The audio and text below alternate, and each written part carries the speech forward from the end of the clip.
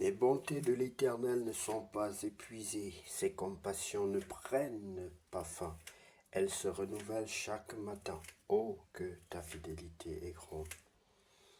Lamentation chapitre 3, versets 22 à 23. Bonjour bien-aimés, c'est l'heure de la prière et de la repentance. En ce jeudi 24 juillet 2025 matin, prions ensemble. Seigneur, en ce nouveau matin, je m'éveille avec gratitude dans le cœur. Merci pour la vie, pour le souffle, pour la lumière de ce jour qui commence. Je te confie ce jeudi chaque moment, chaque décision, chaque rencontre. Viens marcher avec moi, viens éclairer mon chemin, viens inspirer mes paroles et mes gestes. Je veux avancer avec foi, sans peur, sans agitation, en m'appuyant sur ta fidélité. Seigneur, sois ma force si je faiblis, sois ma paix si tout s'agite autour de moi. Seigneur, je te donne mon travail, mes projets, mes pensées, mes doutes, mes élans. Purifie mes intentions et remplis-moi de sagesse. Garde mon cœur centré sur l'essentiel et mes yeux fixés sur toi. Ta parole déclare dans le livre de Lamentation que tes bontés ne sont pas épuisées et tes compassions ne prennent pas fin. Elles se renouvellent chaque matin. Oh, que ta fidélité est grande, Seigneur. Bien-aimé, sois béni. Chaque matin est une nouvelle preuve de la grâce de Dieu. Même si hier a été difficile, aujourd'hui est un cadeau. Tu peux recommencer, avancer, espérer. Dieu t'accompagne dans les moindres détails. Commence cette journée avec foi. Il est déjà devant toi. Je déclare que ce jeudi est béni au nom de Jésus-Christ. Je suis rempli de force et de paix au nom de Jésus-Christ. Je porte du fruit dans ce que j'entreprends au nom de Jésus-Christ. Je suis guidé, aimé et protégé par Dieu au nom de Jésus-Christ. Ma journée est entre ses mains puissantes au nom de Jésus-Christ. Seigneur, fais de moi un instrument de ta paix, un témoin de ton amour, un artisan de ta lumière. Je te loue pour ce jour et je te fais confiance pleinement. Au nom de Jésus-Christ de Nazareth, j'ai ainsi prié. Amen. Bien-aimé, sois béni. La deuxième phase de notre prière consiste à aider tous ceux qui veulent recevoir le Seigneur Jésus-Christ dans leur vie. En d'autres termes, ceux qui veulent naître de nouveau. Si tu n'as jamais accepté le Seigneur, si tu n'as jamais invité le Seigneur Jésus-Christ, reconnu tes fautes, reconnu si tu ne t'es jamais reconnu comme étant un pécheur, bien-aimé, voilà l'heure, voilà le moment est venu. Je vais te demander de prendre la position qui honore ton Dieu et tu vas répéter cette prière du repentant. Après moi, Seigneur Jésus-Christ, je reconnais que je suis un pécheur. Seigneur Jésus-Christ, je reconnais que je suis un pécheur. Je t'accepte dans ma vie comme mon sauveur personnel. Je te demande pardon pour tous mes péchés et je t'invite dans ma vie, Seigneur. Lave-moi par le sang de l'agneau et viens t'installer dans ma vie. Viens t'installer dans le temple que je suis. Nettoie le temple que je suis. Viens t'installer dans le temple que je suis, Seigneur. Sans toi, je ne suis rien et je ne peux rien faire sans toi. Prends le plein contrôle de ma vie, Seigneur Jésus-Christ. Prends le plein contrôle de ma vie, Seigneur Jésus-Christ. Baptise-moi et remplis-moi de ton Esprit Saint. Tu as dit que tu nous donnerais gratuitement ton Esprit, Seigneur. Baptise-moi et remplis-moi de ton Esprit Saint. Je t'en supplie, Père Saint, au nom de Jésus-Christ de Nazareth. J'ai ainsi prié. Amen. Bien-aimés, que Dieu vous bénisse abondamment. Nous allons lire la parole de Dieu dans le livre de 2 Rois chapitre 20. Mais nous voulons aussi vous encourager à continuer sur ce chemin. Vous avez décidé de choisir le Seigneur Jésus-Christ comme votre Dieu. Continuez sur cette voie jusqu'à la fin de votre vie, bien-aimés. Soyez fidèles à votre Dieu. Soyons fidèles à notre Dieu. Soyons fidèles car la vie de l'homme est courte sur terre, bien-aimés. Soyons fidèles à notre Dieu. Obéissons, marchons dans l'obéissance, dans la soumission, dans la crainte de notre Dieu. Bien-aimés, puisse le Saint-Esprit nous aider à marcher dans la crainte de Dieu. Lisons la parole de Dieu sans plus tarder dans le livre de 2 Rois chapitre 20. Maladie et guérison d'Ézéchias. En ce temps-là, Ézéchias fut malade à la mort. Le prophète Ésaïe, fils d'Amoz, vint auprès de lui et lui dit, ainsi parle l'Éternel, donne tes ordres à ta maison, car tu vas mourir et tu ne vivras plus. Bien-aimé, dans ce chapitre, il y a quelque chose qui me marque. Je crois bien que nous sommes dans ce contexte et dans ce chapitre-là. Ézéchias, c'est quelqu'un qui faisait du bien aux gens et il va s'appuyer là-dessus pour demander que Dieu ne le prenne pas déjà. Vous savez, l'homme, personne ne veut mourir, hein, sinon rares sont ceux qui veulent mourir. Donc quand Dieu t'appelle, quand Dieu te dit que tu vas mourir, Dieu a mis en fait des bonnes choses sur la terre pour que nous puissions aimer la vie et que nous vivons longtemps.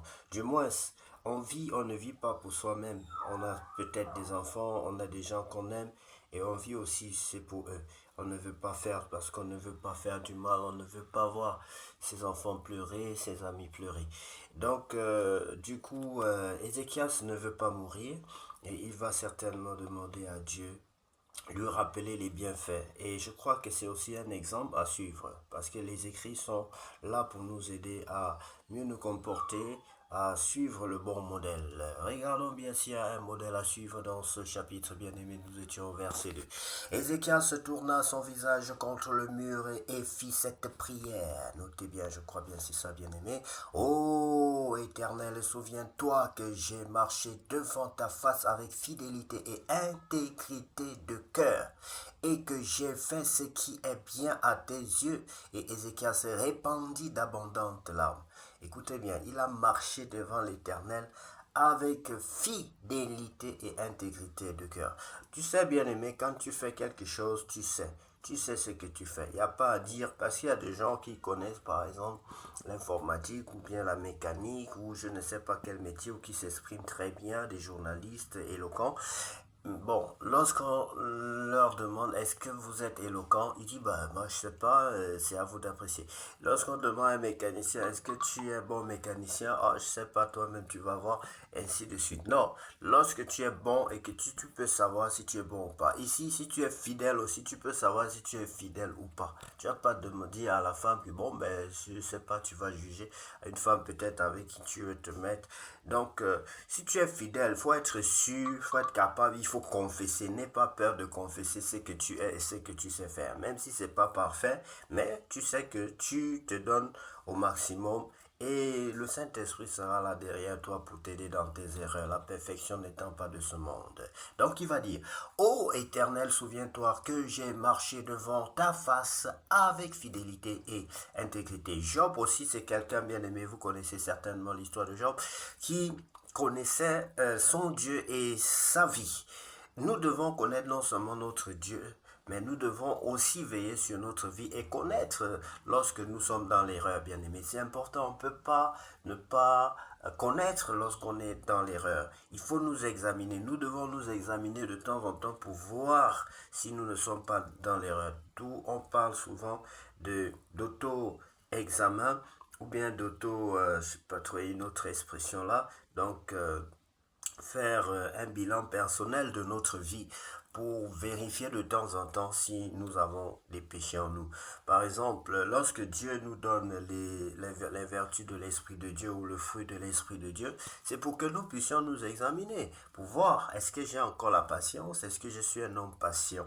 Si je ne suis pas patient, donc j'ai quelque chose, un fruit de l'Esprit qui n'est pas en moi, une vertu de l'Esprit de Dieu qui n'est pas en moi. Est-ce que je suis tempérant, est-ce que je suis bon, est-ce que j'ai la foi. Tout ça là, ce sont des choses que nous devons vérifier grâce à la lumière de la parole de Dieu pour pouvoir nous mettre à jour. Alors, donc, nous étions au niveau du verset 3 où Ézéchias il fait son examen personnel et dit à Dieu ce qu'il est. Et c'est à Dieu de lui dire le contraire. Parce que d'après lui, il estime que c'est pas le moment qu'il meurt. Ô Éternel, souviens-toi que j'ai marché devant ta face avec fidélité et intégrité de cœur. Est-ce qu'ici on peut dire que Dieu est quelqu'un qui oublie? Est-ce que Dieu est quelqu'un? Non, Dieu n'est pas quelqu'un qui oublie. Mais il veut que nous nous approchions de lui, bien-aimé. Il veut que nous nous exprimons. Il veut que nous le considérons de temps en temps comme notre ami, comme notre papa. Il veut dialoguer avec toi, bien-aimé. Il veut dialoguer. Donc Dieu peut poser des actes pour t'amener. Si tu ne parles pas, gare à toi. Moi, je fais souvent la même chose. C'est-à-dire que je suis, chef d'entreprise, il faut le dire clairement. Et du coup, deux fois, je vois que tel agent a besoin de telle chose. Il a besoin d'une pièce pour prendre son taxi, mais il gratte la tête. Mais je ne dis rien du tout. Il a besoin d'un service quelconque. Il tourne, il tourne, il tourne. Et il peut même finir par voler. Et c'est pas c'est Dieu veut nous retirer de cette voie-là et veut que nous puissions nous exprimer. Dieu a donné la bouche pour que nous parlons. Pourquoi il dit prier sans cesse? Demandez et l'on vous donnera. Pourquoi Dieu insiste là-dessus? Parce qu'il veut qu'il y ait cette action, il y ait cette action, ou encore cette dynamique-là, il faut qu'il y ait donc interactivité entre Dieu et l'homme. Il faut qu'il y ait un échange entre Dieu et l'homme. Sinon, c'est comme si Dieu aurait créé les arbres. Même les arbres s'expriment quand ils bougent, mais ils n'ont pas de bouche. Les chiens veulent bien parler. Et Dieu dit que si vous ne criez pas, lorsque Jésus entrait à Jérusalem, je susciterai même des pierres pour crier, pour recevoir le roi de gloire, pour recevoir l'agneau de Dieu. Dieu veut qu'on s'exprime, mais pourquoi on ne s'exprime pas? Pourquoi on ne veut pas s'exprimer? Dieu ne nous a-t-il pas donné une bouche pour nous exprimer? Est-ce que c'est seulement pour s'exprimer, pour dire des mauvaises choses ou bien pour critiquer, pour dire du mal des autres? Est-ce que c'est ça? Dieu veut qu'on s'exprime, qu'on parle avec lui. Prier, c'est parler avec Dieu, bien-aimé. Et Dieu dit prier sans cesse. Dieu veut qu'on parle avec lui sans cesse. Et ici donc, voilà, il va franchir ce qu'il fallait, le cap pour que Dieu le délivre. Supposons qu'il soit resté tranquille, c'est-à-dire qu'il n'ait pas parlé avec Dieu.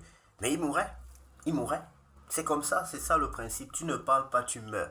Il y a beaucoup de gens comme ça là qui ratent beaucoup d'opportunités. Et je m'adresse aussi beaucoup plus aux travailleurs. Les relations travailleur-patron, généralement, on arrive à voler son patron ou parce qu'on a honte de parler, de demander. Et on prend sans demander. Et prendre sans demander, c'est voler. Sinon, donnez-moi une autre définition de voler. Si ce n'est pas prendre la chose d'autrui sans demander.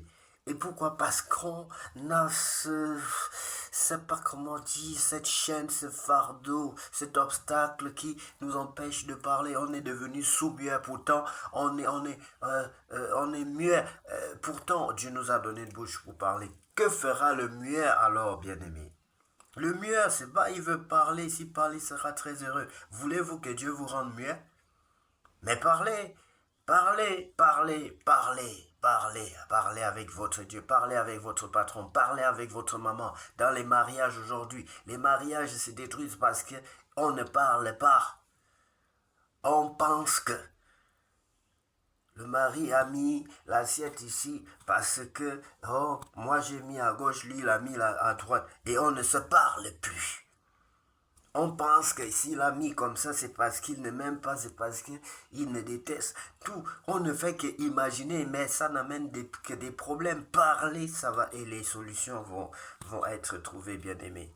Donc voilà déjà quelque chose de très important que nous devons tirer dans ce premier passage. Je bénis l'Éternel parce qu'il me bénit en premier, moi qui m'exprime, parce que je suis aussi donc coupable de ce manque de dialogue, de ce manque de communication, de ne pas pouvoir communiquer suffisamment avec mes travailleurs, avec mon Dieu, avec mes amis, avec mes parents.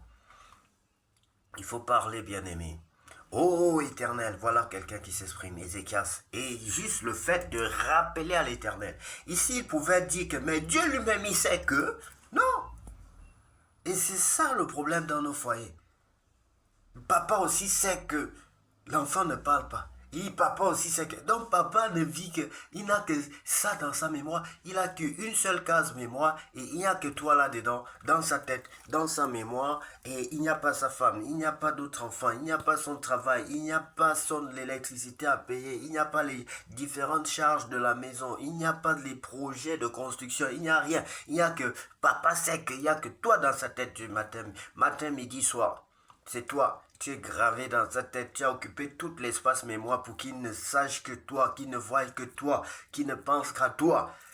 Papa aussi sait que j'ai besoin de chaussures, pourquoi je vais lui demander? Et on se met à bouder. Mon mari aussi sait que c'est déjà le moment de me payer les mèches ou bien de me payer. Pourquoi je vais lui demander? Je ne lui demande pas.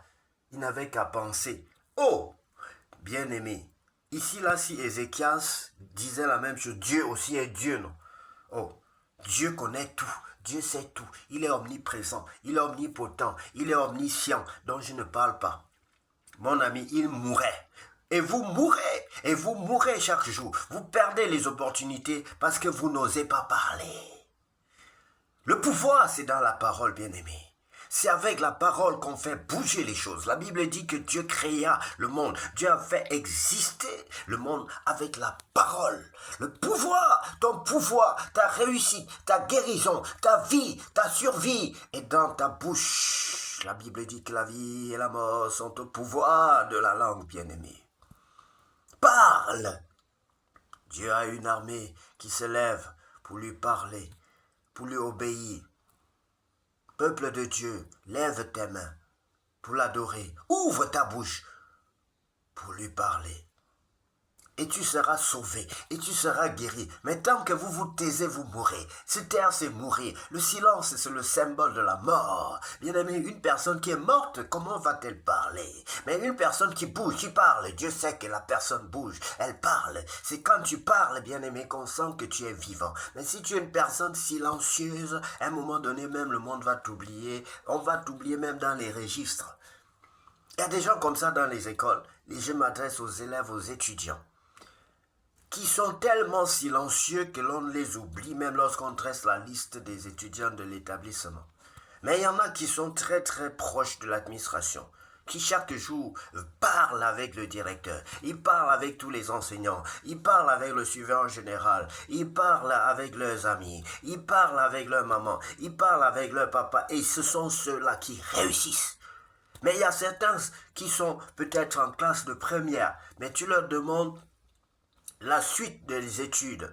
Tu leur demandes les différents niveaux d'études, ils ne connaissent pas ce qu'on appelle la deuxième année, la troisième année universitaire, la licence, le master, le doctorat, le professorat. Rien, ils ne connaissent rien de ce cursus. Pourquoi? Parce qu'ils ne parlent pas. Parler, c'est poser la question. Parler aussi, c'est enseigner. C'est dire ce qu'on connaît. C'est demander ce qu'on ne connaît pas. Et c'est comme ça qu'on progresse. C'est ce chemin que Dieu a établi pour permettre à l'homme de grandir, de croître sur le plan physique, sur le plan métaphysique, spirituel, moral, intellectuel. C'est la parole, bien-aimée, qui est la clé. Et Jésus va dire, je suis la parole. Je suis la parole, je suis la parole. Regardez la parole. Comment la parole va donner la vie à Ézéchias? Oh, éternel, voici Ézéchias qui parle à Dieu, qui rappelle à la mémoire de Dieu. Pourtant, Dieu n'oublie pas. Dieu sait que tu as faim, Dieu sait que tu as soif, Dieu sait que tu as besoin d'argent, Dieu sait que tu as besoin d'une femme, Dieu sait que tu as besoin d'un homme, Dieu sait que tu as besoin d'une voiture, Dieu sait que tu as besoin tu as besoin de tout ce que tu peux imaginer. Mais si tu ne parles pas, bien-aimé, tu ne l'auras pas. Et Ézéchias va rappeler à la mémoire de l'Éternel. Vous savez, l'Éternel est gêné lorsqu'on le lui rappelle. Et comme un père, Dieu est un père, bien-aimé. Dieu est un père. Votre papa, il sait que vous avez faim, mais il vous observe. Et quand vous venez lui demander, ça saute tout de suite, il vous le dit, il vous donne de suite même. Mais il va se marier un peu, il aura cette petite joie là dans le cœur de jouer un peu. Dieu veut aussi jouer un peu avec vous. Dieu veut que vous le preniez comme votre ami aujourd'hui, bien-aimé. Prends ton Dieu comme ton ami, parle avec ton Dieu comme ton ami, parle avec ton Dieu comme ton Père, parle avec ton Dieu, parle avec lui, ne le vois pas seulement comme une personne d'invisible. Dieu se rend invisible pour qu'on le cherche. Parce que s'il est présent, on ne le cherchera plus. On ne cherche pas ce qu'on a déjà trouvé. On ne cherche pas ce qui est en face de nous, ce qu'on touche. Tu ne peux pas avoir un téléphone entre tes mains et dire que je cherche mon téléphone. Tu ne peux pas avoir ton père avec toi, tu serres la main de papa, tu es en train de dire je cherche mon père. Ta mère, tu dis je cherche ma mère est là à côté de moi, je dis je cherche ma mère. Mais on cherche ce qui n'existe pas en fait physiquement, qu'on ne voit pas avec l'œil nu. Et quand on trouve Dieu, on est heureux. Dieu est partout, certes, il est là à côté de toi, mais il veut que tu le cherches, que tu le ressentes, que tu vives Dieu, que tu le ressentes, que tu le vives. Et c'est ça la différence entre Dieu et l'homme. C'est que Dieu lui-même, il s'arrange à être invisible. Mais il est là. Il ne veut pas que tu dises que Dieu, tu sais aussi, je sais que pourtant tu es Dieu, tu connais tout, tu sais tout, tu es partout, tu es en tout, tu es dans tout. Pourtant tu es là, tu étais où pour que l'autre là meure? Il y a Lazare qui était mort. Et ses sœurs ont commencé à dire, pourtant c'est l'ami de Jésus. Tu étais où? Tu étais où? Tu étais où? Tu n'es pas Dieu. N'est-ce pas, tu es partout? Non. Dieu est là. Dieu est partout, mais il veut que tu bouges. Parce que s'il est là, physiquement, tous les jours, il n'y aura même plus la notion de Dieu, de supériorité. Tu dois le chercher. C'est ça le travail qu'il nous a donné. Priez sans cesse. Cherchez et vous trouverez. Ô Éternel, souviens-toi que j'ai marché devant ta face avec fidélité et intégrité. Il rappelle ce que Dieu demande que nous ayons en nous. Dieu veut que tu aies que tu sois fidèle et que tu sois intègre et droit. C'est ce que Job aussi avait dit. Parce que lorsqu'on nous raconte l'histoire de Job, on dit qu'il était intègre et droit. C'est un mot que Dieu aime, qui touche le cœur de Dieu. Ici, le cœur de Dieu il faut savoir toucher le cœur de ton père à la maison. Tu dois savoir que, quand on dit telle chose, le papa, mon père sourit, même s'il est fâché comment. Dès qu'on lui dit telle chose, il va forcément sourire. Dès qu'on lui fait telle chose, il va forcément être content. Si tu n'as pas le secret, bien-aimé, de ton père, si tu n'as pas le secret de la joie de ton père, bien-aimé, tu risqueras toi-même de ne pas connaître suffisamment de succès ni de joie. Il faut connaître ton père, il faut connaître ta mère, ce qui met la joie dans le cœur de ta mère. Tu dois connaître la clé, tu dois avoir cette... Et si tu as la clé, si tu as cette clé, bien-aimé, tu es un enfant heureux. Et ici, l'une des clés de Dieu, l'une des clés qui bouleverse Dieu, c'est quand tu lui rappelles, je suis intègre. C'est pas facile d'être intègre et droit. Ça regroupe beaucoup de choses, l'honnêteté. Ça regroupe la droiture, ça regroupe la douceur, ça regroupe l'amour du prochain, ça regroupe beaucoup de choses. Dans l'intégrité, il y a l'humilité. Dans l'intégrité, il y a l'amour du prochain. Dans l'intégrité, il y a la bonté. Dans l'intégrité, il y a le partage. Job, il partageait, il aidait les pauvres. Et Job va lui rappeler cela. Et la fidélité, bien-aimé, est le sommet. La fidélité. Il dit, j'ai marché devant toi, devant ta face, avec fidélité. La fidélité, oh, bien-aimé, entraîne la vie. La fidélité ouvre la porte du ciel. Car Jésus va dire, bon et fidèle serviteur, entre dans le royaume de ton maître. Et il dira à certains, je ne vous ai jamais connu. Bon et fidèle serviteur, entre. La fidélité, c'est la clé du paradis, bien-aimé. La fidélité, c'est la clé du paradis.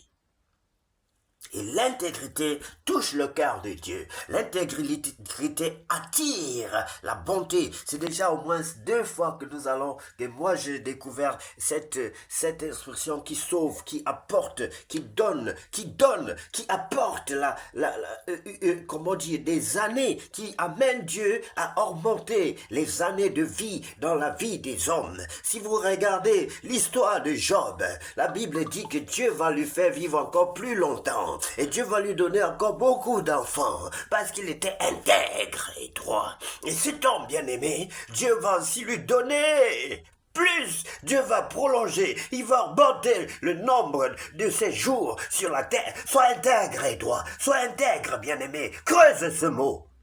Cherche ce mot dans le dictionnaire. Cherche ce mot dans le dictionnaire de Dieu, bien sûr. Cherche devant le Saint-Esprit. Il va te révéler davantage ce qu'il y a dans l'intégrité, selon Dieu. Dans l'intégrité, intègre. Dans l'intégrité, il y a l'humilité. Dans l'intégrité, il y a la bonté. Il y a l'amour du prochain. Il y a la crainte de l'Éternel. L'intégrité, c'est un mot très fort, bien-aimé. Job était intègre et droit quand il fut puni pour être éprouvé. Mais Dieu se rappelle que c'est un homme intègre, ils ne sont pas nombreux sur la terre. Ce sont des modèles, les hommes intègres. Des hommes soumis à l'Éternel, qui craignent Dieu, qui sont humbles, qui respectent leur prochain, qui respectent les lois, qui respectent, je veux dire, les lois, parce que Dieu n'est pas contre les lois, tant qu'elles sont bonnes.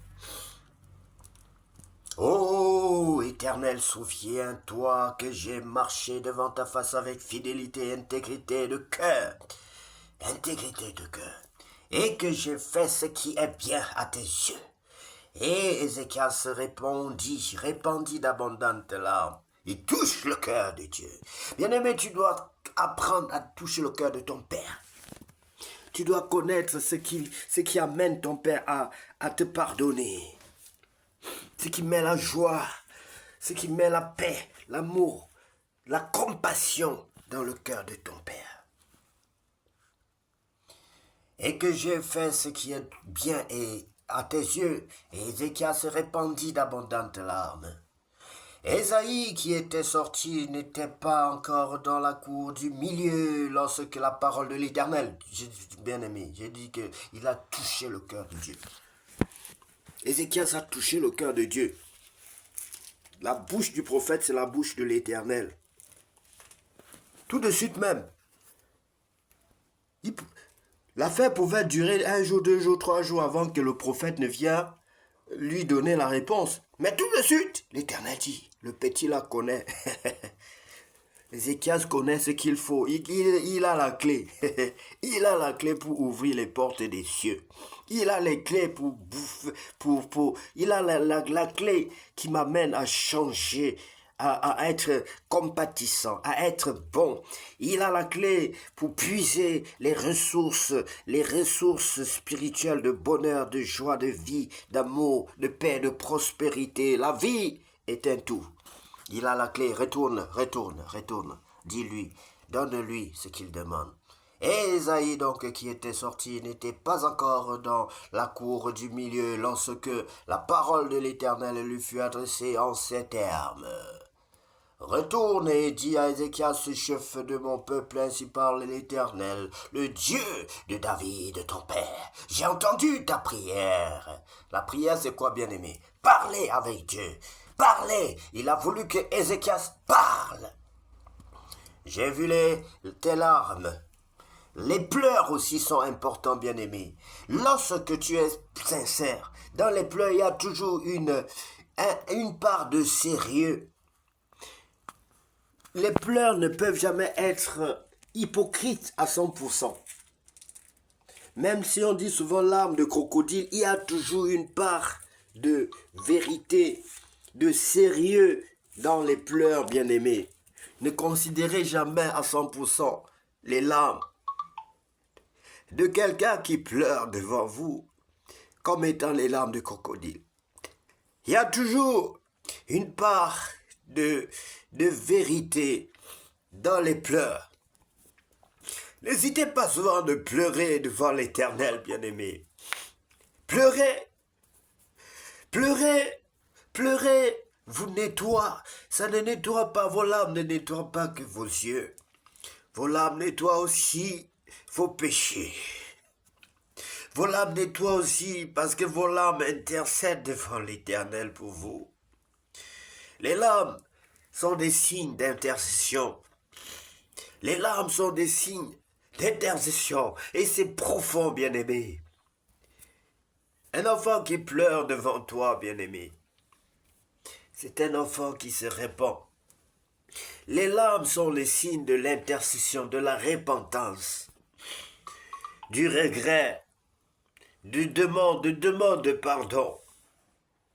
Les larmes ont un langage très puissant, bien-aimé. Pleurez devant l'Éternel quand vous avez tort, même quand vous n'avez pas tort. Pleurer, c'est se faire petit, c'est s'humilier, c'est se rabaisser, c'est demander le secours. C'est qu'on est débordé, on est dépassé, on a besoin du secours, on a besoin du soutien. Il va pleurer. Le Dieu de David, ton père, j'ai entendu ta prière, parler et pleurer, bien-aimé. Tu peux forcer les pleurs, ça ne va pas arriver. Mais quand tu pleures, que tes larmes coulent, bien-aimé, ça a une puissance devant Dieu. C'est plus profond. C'est la repentance, c'est une repentance profonde. Et David avait ce secret. David, tu ne peux pas pleurer tant que tu es orgueilleux. C'est pas facile. Un orgueilleux ne pleure pas. Un orgueilleux peut forcer les pleurs, ça ne va pas arriver. Même Dieu ne va pas permettre que les pleurs arrivent. Parce que si les pleurs arrivent, le langage, les pleurs ont un langage. Lisez les psaumes. Lisez les psaumes. Les pleurs ont un langage profond de supplication, d'humilité, de prière, d'intercession. Bien-aimé, ça fait combien de temps que tu as prié, tu as pleuré, tu as intercédé, tu as pleuré, tu as intercédé parce que les pleurs, ça vient souvent seul. Ça vient te transformer. Les pleurs sont comme cette pluie, je veux dire, cette fraîche rosée qui tombe sur un désert desséché. Lorsque ça vient vraiment seul, oui bien-aimé, parce que ça émue Dieu, c'est Dieu qui vient, qui te permet de pleurer. Et ton cœur est lavé, ton être est transformé, est lavé. Et devant Dieu, tu deviens une nouvelle personne. Et tes yeux vont aussi être nettoyés.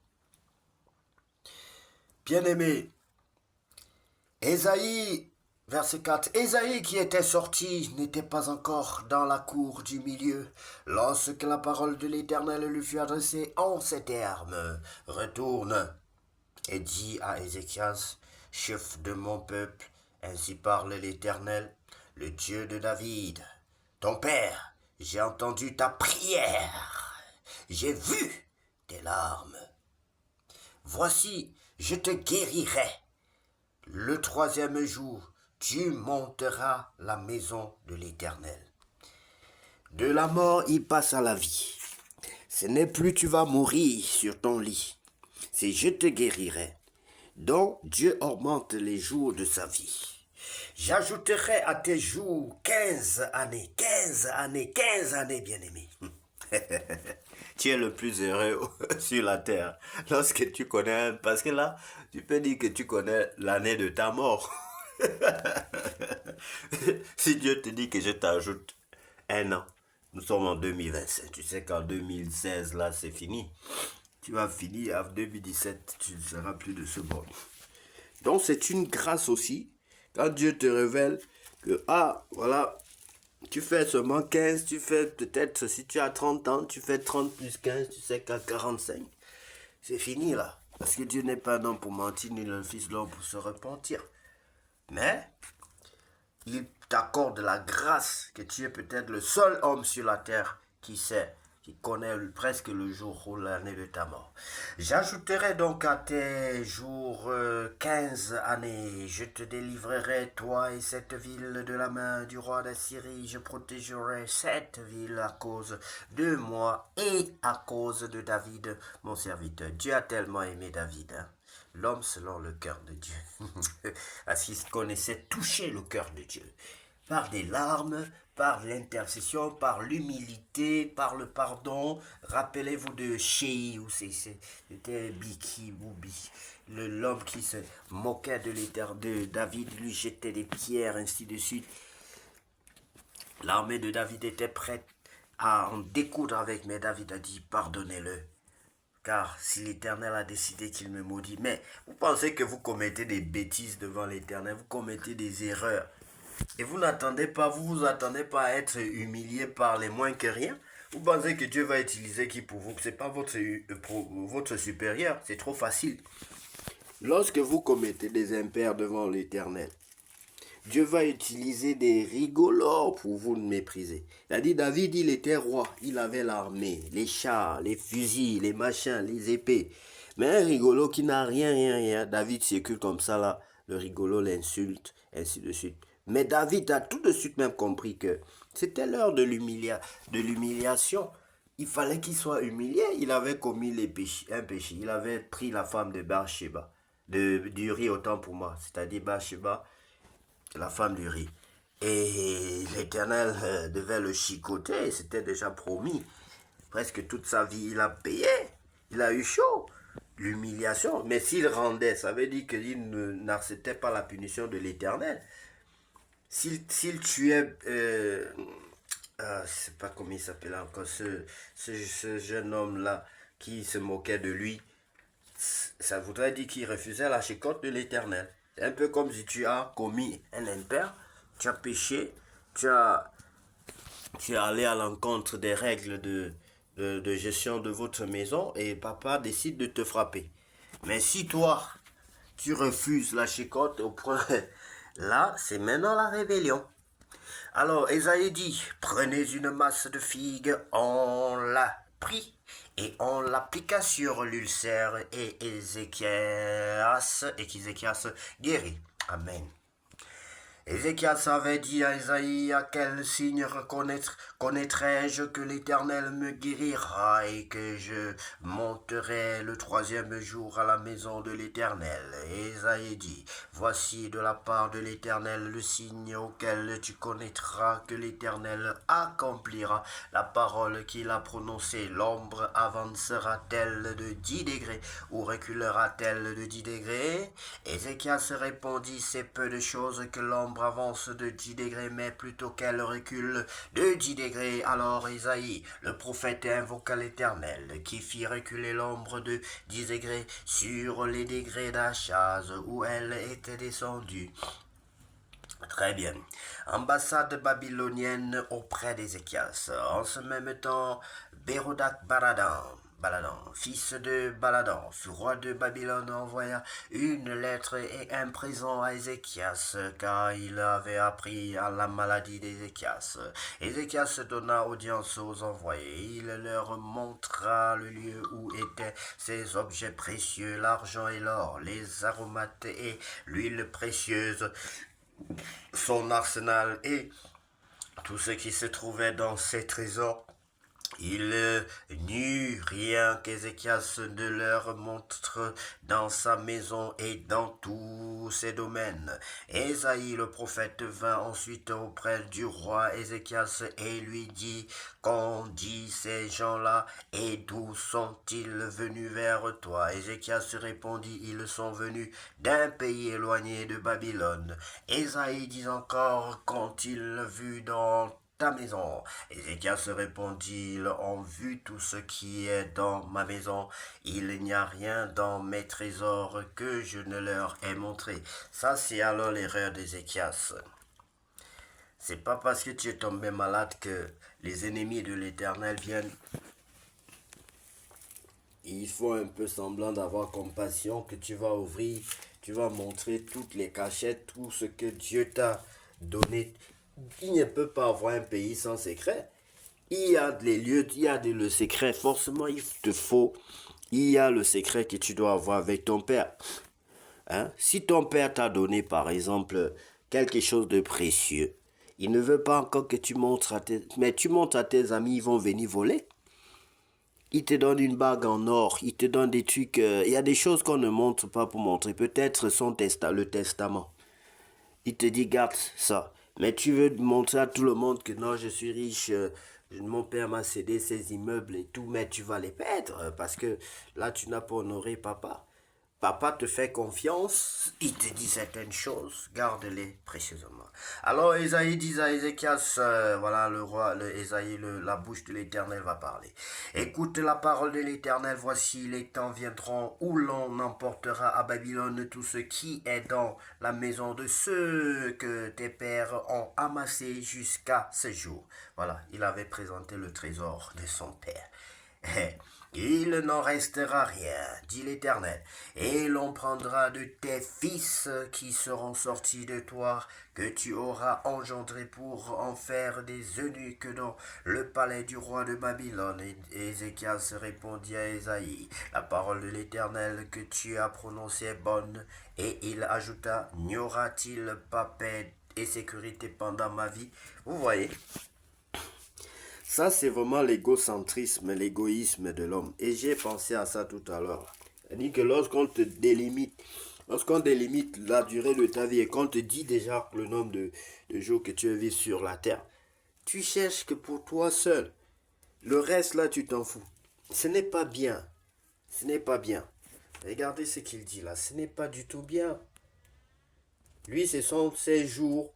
S'il y a un peu pour vivre pour lui, ça l'arrange. Si on vient emporter toute la richesse d'Israël, c'est pas son problème.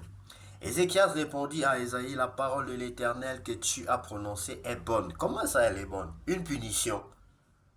Et il ajouta, n'y aura-t-il pas paix et sécurité pendant ma vie? Le reste des actions d'Ézéchias, tous ses exploits et comment il fit, excusez-moi bien aimé, les temps, et l'aqueduc et amena les eaux dans la ville. Cela n'est-il pas écrit dans le livre des chroniques des rois de Juda? Ézéchias se coucha avec ses pères et Manassé son fils régna à sa place. Vraiment, cet homme-là était vraiment un dingue. C'était un dingue. Et lui, c'était du genre sauve qui peut. Il a sauvé ça. Il dit bon, les autres aussi n'avaient qu'à aller prier devant l'Éternel pour qu'il ajoute leur vie, la durée de leur vie. Il avait fait quelque chose d'extraordinaire. C'est ce qu'il faut, c'est ce qui est vraiment remarquable dans l'histoire d'Ézéchias. N'est-ce pas? Le roi Ézéchias a touché le cœur de Dieu, mais après il a été un peu quand même égocentrique, égoïste envers son peuple. Quand on est roi, on doit quand même penser à tout son peuple et ne pas, quand la punition ne le concerne pas, parce que c'est que Dieu ne pouvait pas en même temps dire une chose et son contraire aussi d'aussitôt. Dieu lui donne 15 années de vie, de paix, et pour lui ça va. Les autres là-bas, même si Dieu détruit les autres, c'est pas son problème. Non, nous ne devons. C'est donc ici pour moi, c'est l'exemple à ne pas suivre. Hein. On doit penser à soi et aux autres. Bon, que Dieu vous bénisse abondamment, bien-aimés. C'était Alexandre Poucam, votre humble serviteur. Que cette journée soit la plus belle de toutes les journées déjà vécues sur cette terre. Au nom puissant de Jésus-Christ de Nazareth. Nous avons ainsi prié qu'à notre Dieu revienne la gloire, la puissance et l'honneur pour tous les siècles. Amen. Seigneur Jésus, que la gloire te revienne.